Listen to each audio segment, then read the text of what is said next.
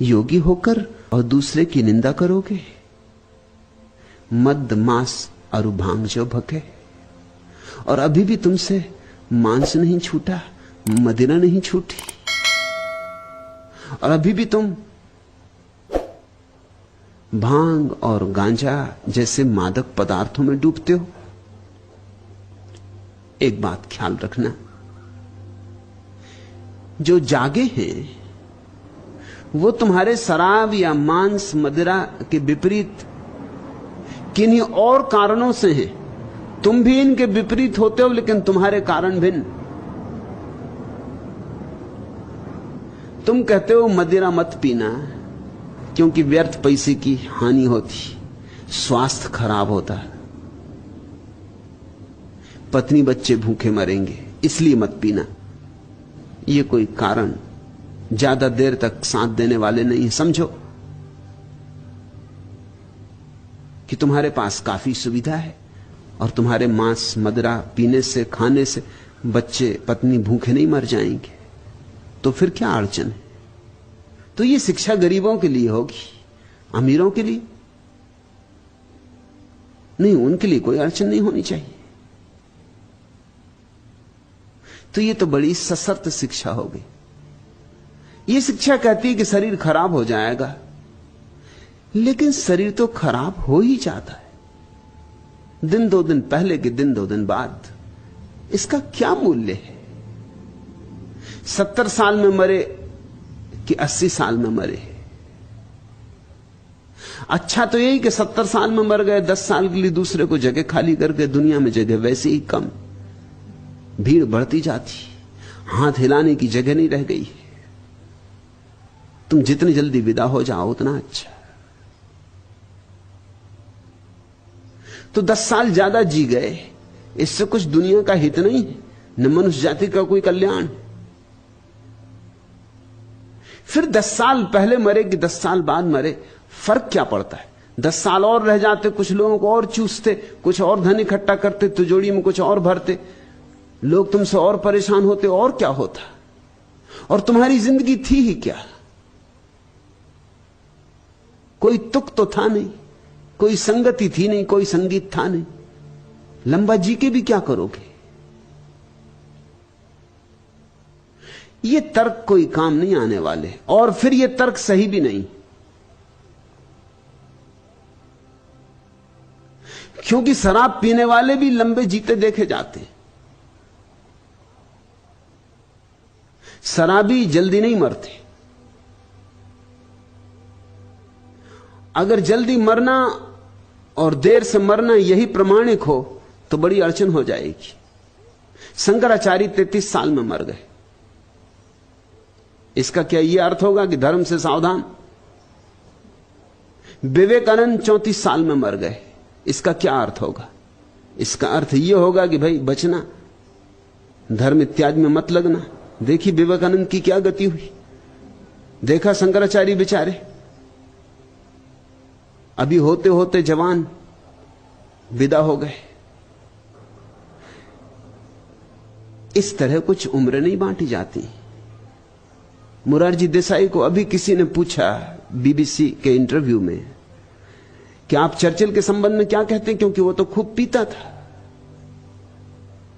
Cigarette भी, शराब भी, मांस भी। ब्रह्म मुहूर्त में कभी उठता ही नहीं था, 9 और 10 बजे के पहले नहीं उठता था, लेकिन जिया तो खूब। तो मुरारजी देसाई ने कहा कि वह अपवाद है, और मुरारजी देसाई सोचते हैं कि वो जो लंबा जी रहे हैं वो जीवन जल पीने की वजह से, और चर्चिल अपवाद है। मैंने सुना मुल्ला नसरुद्दीन 80 वर्ष का हो गया था, लेकिन अभी भी तैराकी में प्रथम आता था। तो पत्रकार उसके घर गए, जन्मदिन उसका मनाया जा रहा था 80वां। उन्होंने पूछा कि 80 वर्ष के तुम हो गए हो, तुम्हारा राज क्या है? तुम कैसे अब तक प्रथम तैराक, जवान भी तुमसे हार जाते? तो उसने कहा चूंकि मैंने कभी शराब नहीं पी, मांस नहीं खाया, स्त्रियों के पीछे नहीं भागा भटका, मैं किसी व्यसन में रहा ही नहीं। इस कारण चमत्कृत हुए लोग जो पूछने आए थे। लेकिन तभी मुल्ला ने कहा, लेकिन इससे बहुत विचार में मत पड़ो, मैं कुछ भी नहीं, मेरे पिता 100 साल के हो गए, मगर घुड़सवारी में उनका कोई मुकाबला नहीं। मैं भी घुड़सवारी में उनका मुकाबला नहीं कर पाता, जवान से जवान नहीं कर पाता। और वे शराब भी पीते, क्षमा करना। मुल्ला ने कहा वो शराब भी पीते, मांस भी खाते। तो पत्रकारों ने कहा हम तुम्हारे पिताजी को मिलना चाहते। ये तो बड़ी हैरानी की बात है कि शराब भी पीते, मांस भी खाते, 100 साल के हो गए, घुड़सवारी में कोई मुकाबला नहीं कर सकता। तुम्हारा परिवार तो बड़ा अद्भुत मालूम होता है। पिताजी कहां हैं? उनके हम दर्शन करना चाहते। मुल्ला ने उस दिन कहा यह नहीं हो सकेगा, क्योंकि पिताजी गए हैं मेरे दादा की बारात में। दादा की बारात? तो मुल्ला ने कहा हां, मजबूरी थी। तुम्हारे दादाजी विवाह कर रहे हैं? उन लोगों ने पूछा। मुल्ला ने कहा कर नहीं रहे, करना पड़ रहा है। स्त्री गर्भवती हो गई। दादाजी की उम्र कितनी है? 120 साल। क्या हिसाब लगाओगे? कैसे हिसाब लगाओगे? शराब पीने वाले खूब जीते। तुम इस तरह के तर्क देके किसी की शराब पीने से उसे नहीं बचा सकते। ये तर्क थोथे। इन तर्कों में कोई बल नहीं, इसलिए तर्क चलते रहते हैं और लोग शराब पीते रहते हैं, सिगरेट पीते रहते हैं, मांस खाते रहते हैं, सब चलता रहता है। ये तर्क भी चलते रहते हैं और बाकी सब भी चलता रहता है। इन तर्कों में और उनके जीवन व्यवहार में कोई संबंध कभी निर्मित नहीं होता। जब बुद्ध पुरुष कहते हैं, गोरख जैसे पुरुष कहते हैं कि मत पियो शराब, तो उनके कारण बहुत अन्य है। इसलिए नहीं कि तुम ज्यादा जी लोगे, ज्यादा जी के क्या करोगे, जीने में मूल्य ही क्या है। इसलिए भी नहीं कि स्वास्थ्य अच्छा रहेगा। स्वास्थ्य का कोई आध्यात्मिक मूल्य थोड़ी है। रुग्ण व्यक्ति भी परमात्मा को पा सकता है और स्वस्थ व्यक्ति हो सकता है, इसलिए परमात्मा को ना पा सके कि स्वास्थ्य के कारण संसार में उलझा रहता। कि अभी तो मैं स्वस्थ हूं, कर लेंगे राम का स्मरण अंत में, अभी तो भोग लें, 4 दिन की जिंदगी है, अभी तो मजा कर लें। नहीं, ये थोथे सिद्धांत किसी सहारे के नहीं है। फिर गोरख जैसे व्यक्ति क्यों कहते? उनके कहने का कारण बड़ा अनूठा, तुम चकित हो गए जानकर। मैं भी चाहता हूं तुम शराब से मुक्त हो जाओ, लेकिन मेरा कारण वही नहीं है जो मोरारजी देसाई का है। मैं भी चाहता हूं कि तुम शराब से मुक्त हो जाओ, क्योंकि एक और बड़ी शराब है। अगर तुम इसी में उलझे रहे तो उस बड़ी शराब को तुम कभी ना पी पाओगे। मैं तुम्हें असली मधुशाला में ले चलना चाहता हूं, इसलिए झूठी मधुशाला से छुड़ाना चाहता हूं। परमात्मा शराब है, और ऐसी शराब कि जिसने पी सदा के लिए पी ली, और ऐसी बेहोशी कि आई तो आई, और ऐसी बेखुदी कि फिर कभी टूटती नहीं। ये तो तुम जो बाजार से खरीद के पी लेते हो, ये तो सांझ पी लोगे, सुबह टूट जाएगी। फिर वही के वही, फिर वही बेचैनी, फिर वही तनाव, फिर वही चिंताएं। थोड़ी देर को भुला सकते हो शराब में डुबा के, मगर मिटा ना सकोगे। एक ऐसी भी शराब है जहां चिंताएं मिट जाती।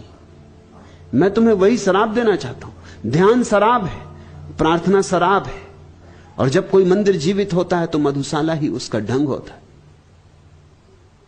मैं भी तुम्हें चाहता हूं कि शराब ना पियो, लेकिन मेरा कारण बड़ा उल्टा है। इसलिए चाहता हूं कि छोटी छोटी शराब में उलझे रहे तो बड़ी शराब कब पियोगे, असली शराब कब पियोगे। ये सड़क के किनारे गंदे डबरे पानी के जो भरे हैं, इन्हीं से जल पीते रहे तो मानसरोवर की यात्रा करनी है या नहीं करनी। उस स्वच्छ, इस फटिक जैसे स्वच्छ जल को कंठ के भीतर उतारना है या नहीं उतारना। मैं तुम्हें शराब छोड़ने को इसलिए नहीं कहता कि मैं कोई नीतिवादी हूं, कि शराब पीने से कोई बहुत बड़ा पाप हुआ जा रहा। क्या खाक पाप होगा? शराब तो शुद्ध शाकाहार है, अंगूर का निचड़ा हुआ रस है, क्या पाप होने वाला है? अंगूर खाने से नहीं होता, शराब पीने से कैसे हो जाएगा? शराब पीने से तुम नरक में नहीं पड़ जाओगे, लेकिन हां, शराब पीने से तुम्हें स्वर्ग की शराब नहीं मिल पाएगी, उससे तुम वंचित रह जाओ। मैं चाहता हूं कि तुम्हारे हाथ से कंकड़ पत्थर छूट जाएं, क्योंकि हीरों की खदान मौजूद है। तुम क्यों कंकड़ पत्थर से अपनी झोली भरते हो? मुरारजी देसाई और मेरे वक्तव्य में जमीन आसमान का भेद। उनकी दुश्मनी है तुम्हारे कंकड़ पत्थरों से। वो कहते हैं छोड़ो कंकड़ पत्थर, कंकड़ पत्थर बुरे। मैं कहता हूं कंकड़ पत्थर से मेरी कोई दुश्मनी नहीं, मगर हीरे जवारात है। तुम्हारी झोली कंकड़ पत्थर से भरी रही तो हीरे जवारात ऐसे ही पड़े रह जाएंगे, जिनको पा लेने का तुम्हें हक था, जो तुम्हें पाने ही चाहिए थे, जिनको बिना पाए तुम्हारी नियति कभी पूर्ण नहीं होगी। भेद ख्याल कर लेना, भेद बहुत बुनियादी।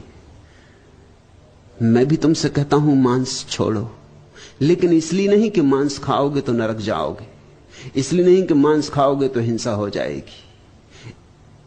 इन सब छोटी बातों से मुझे कोई प्रयोजन नहीं है, क्योंकि अगर मांस खाने वाले सारे लोग नरक जाते तो जीसस नरक में होंगे, रामकृष्ण परमहंस भी नरक में होंगे, क्योंकि बंगाली का बिना मछली के चले, मछली भात के बिना चल ही नहीं सकता। रामकृष्ण परमहंस मछली तो खाते ही रहे, नरक में होंगे। ये छोटी छोटी बातें, इनका कोई मूल्य नहीं है, मगर इतना जरूर इनसे सिद्ध होता है कि रामकृष्ण परमहंस की संवेदना जितनी गहन हो सकती थी उतनी ना हो पाई होगी। थोड़ा सा पर्दा रह गया। हृदय जितना प्रेमपूर्ण होना चाहिए था ना हो पाया होगा। थोड़ी कालिख रह गई। नरक में पड़ गए ऐसा नहीं, मगर एक और सौंदर्य का अनुभव हो सकता था जिससे वंचित रह गए। जीसस नरक जाएंगे ऐसा नहीं, लेकिन जीवन के समझने में थोड़ी सी चूक रह गई, एक कांटा रह गया।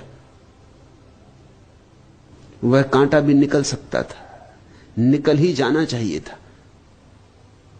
और मुझे लगता है कि जीसस अगर थोड़े ज्यादा दिन जिंदा रह गए होते, जवान मर गए, मार डाले गए, तो शायद कांटा निकल जाता।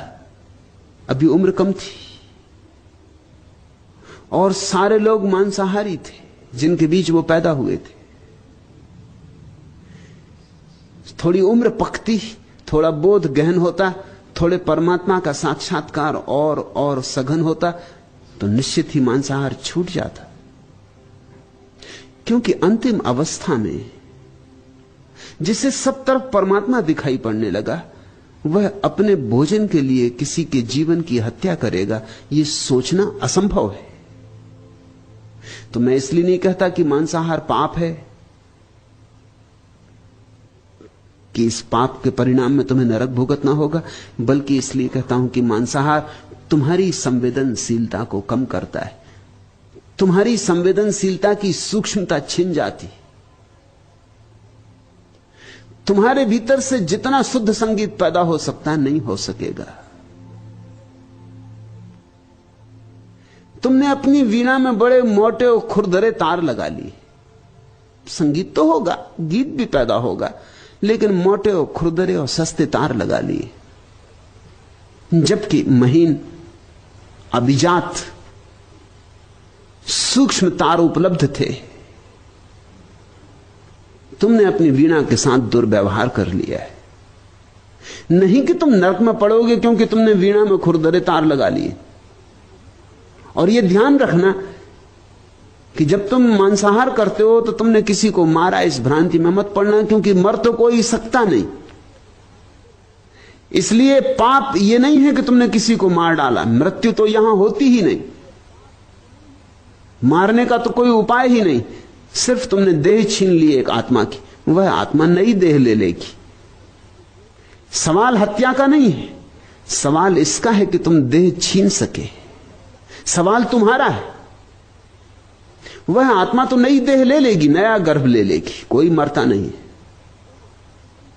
कृष्ण कहते न हन्यते हन्य माने शरीरे, नहीं शरीर के मरने से उसकी मृत्यु होती। मगर सवाल तुम्हारा है, तुमने संवेदन शून्यता दिखलाई, तुम्हारे भीतर हार्दिकता नहीं है, तुम थोड़े पथरीले हो, तुम कोमल नहीं हो, और तुम कोमल नहीं हो तो तुम्हारे भीतर का कमल नहीं खिलेगा, या अधखिला रहेगा, या एक आध पखुरी अनखिली रह जाएगी।